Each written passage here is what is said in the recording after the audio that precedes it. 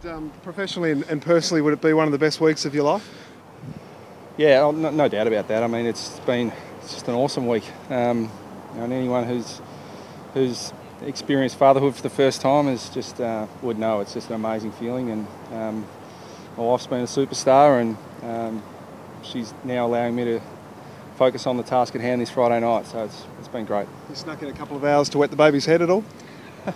Hasn't been a lot of time, but professional athletes go through this sort of stuff all the time. At this time of year, and professional athletes and coaches are very good at putting things on hold for the right time of year. So October's going to be a great month for us, but we've got to focus on the task at hand in September now. How much sleep have you had the last couple of nights? Oh, enough. Probably no more or no less than you usually do as a senior coach. The mind's racing all the time, but as I said, my wife's a star, so she takes on a pretty significant role and a lot of heavy lifting. What about Chris this week? Have you sort of scaled down the level of your discussions with him? Oh, nothing's really changed on that front. I mean, every time this is our first final for sure, but coaching against each other. But we've been doing this since 2011, so there's a level of professionalism that we both adhere to, and this week's a little bit different. And Uncle Chris will be more than welcome, or he's more than welcome any time, but the Geelong coach is not welcome till Saturday. Any indications from your mum who will be cheering for this weekend? Oh, it's an invidious position for her. She's always struggled with it. I mean, we've always, as juniors, tried to avoid competing directly against each other, but we both want success for each other. So inevitably, if we get that, we're going to run into each other at some point at the pointy end of the year. So, look, she's in a really tough situation, but she handles it really well. Boomer Harvey obviously back in. How's he been this week? Have you noticed extra spring in his step? Yeah, he looks in unbelievable shape. I said last week he comes back from a spell better than most, and he's got that. Look, a more driven competitor I haven't come across in my time in footy, and he's got a little bit of extra drive and an extra spring in his step this week, so we expect him to create havoc. How hard is it to have that conversation to take someone out of a winning team?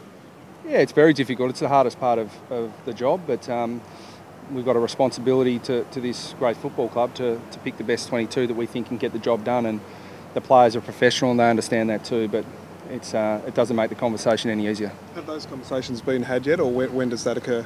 Yeah, well, most of them have. I mean, we've got to keep a bit of flexibility up our sleeve based on the way Geelong pick their side and those sorts of things, and weather conditions and all that sort of stuff. So we've got a lot of players on edge, but yeah, the majority of the side know what they're doing. How's Hanson?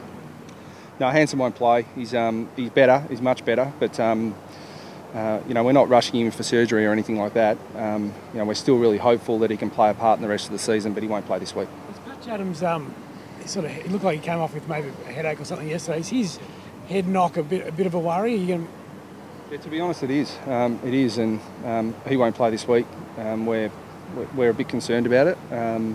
He's a really tough little competitor, and he's copped some knocks in the past. So he's still showing some residual signs of the concussion 2 weeks ago. So we won't take any risks with him, and his health and well-being comes first. So we won't even name him in our 25. We'll just leave him out and make sure he gets himself right. How does Hamish McIntosh being ruled out for Geelong play into your thoughts around the ruck area? It probably makes it a little bit uncertain as to the way Geelong are going to go. I think they've got great flexibility and really versatile players, and Blitzarv's very unique in the way he goes about things, and you saw from the way Walker started the game last week, he's a really capable player too. So we don't want to get dictated to in the ruck. Goldstein's a very good player.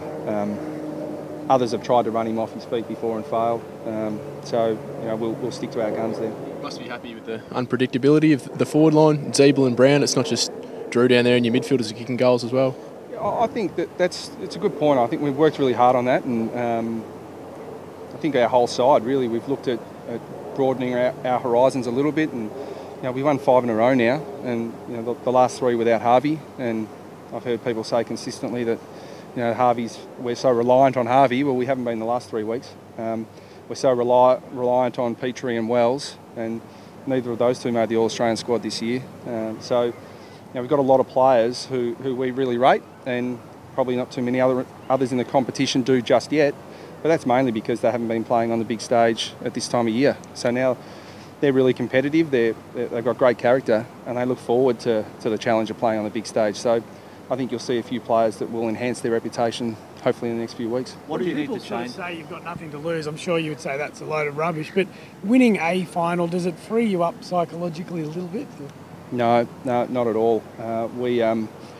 This is a feeling that we experienced as a club in the last 5 years for the first time, and it's an experience that the players are going to find addictive, and they're going to want it more and more. We're not content by any stretch of the imagination. We've always had a quiet confidence in what we've been building here, and we'll come out and have an almighty crack and have an expectation of a very good performance tomorrow night. What do you make of the previous two games against them? You've sort of been in the ballpark without really challenging it. Yeah, I think they've jumped us both times, and well, certainly in Geelong they jumped us. They had a period in the second quarter last time where they got on top of us, but that's what good sides do. I mean, even when these great Hawthorn and Geelong sides play each other, over the last 5-7 years, both of them have had momentum shifts within games. So we expect that Geelong at times are going to play really good footy. We're going to have to counter that, but something we've got better at over the last couple of years is absorbing momentum and responding. Now, we responded the last two times we played them, but it was too little too late. So we've got to make sure that we're up and ready for it right from the start. And how do you make sure that you don't concede a big lead to them like you did against the Bombs? Do you have to change much? Look, I mean, in terms of the stuff against the Bombers, the first quarter, we talk about the start, but really the first quarter was okay for us. But again, real positive out of that second quarter was, we got comprehensively beaten, but the opposition only scored 4 goals. We know Geelong are very capable of scoring very quickly, and we've got really dangerous players, but it comes back to the contest. I mean, finals always has been and always will be about the contest and who's up for that more and who can win more of the footy in the one-on-one contest. So, that's what we pride ourselves on. So that's going to be the focus. Is it fair to say that you've sort of overcome that week-to-week consistency thing? Like you said, you've won 5 in a row now, but it's probably now a smaller consistency issue through the course of the one game. Yeah, I think that's fair, Rowan, but I don't think if any side goes out and dominates for 120 minutes, they win by 120 points. And, when good sides play each other, that rarely happens. So, we've got to be able to absorb the opposition's momentum and capitalise on ours. And we've worked really hard on it, but we've got our I would say, our best 22 roughly available. I mean, we'd like to have a few guys who are long-term injuries. Hanson we'd love to have available, and Adams, but I think it's pretty close to the best 22 we're going to field all year. So, we're better equipped to handle those momentum swings than we have been in the past. Clarkson says the way you beat Geelong is shutting down their outside run. Is that going to be part of your strategy? Yeah, that's a challenge. I mean, shutting down Stephen Motlop's outside run is difficult unless you've got a bloke who's as quick as him, and there aren't too many of those. So, having said that, we've got to be conscious of Geelong's outside run, but I think they're going to be conscious of ours too. Attlee, Wells, Harvey, Thomas, Turner, Greenwood. We've got some genuine speed now through the middle of the ground. So, I think it's going to be, again, comes back to the contest. Whoever can win the contest probably gets the advantage on the outside as well. Stevie J, we saw his impact faded after quarter time, and the noise from Geelong is that he'll play. Do you look to exploit that in any way, or is he unexploitable? No, we're not silly. I mean, we expect Stevie to play. He's a champion of the game, big game player. So we'll have a plan for him and make sure that we look to limit his influence. I think if you look to flirt with your form and exploit someone like Stevie Johnson, it backfires pretty quickly.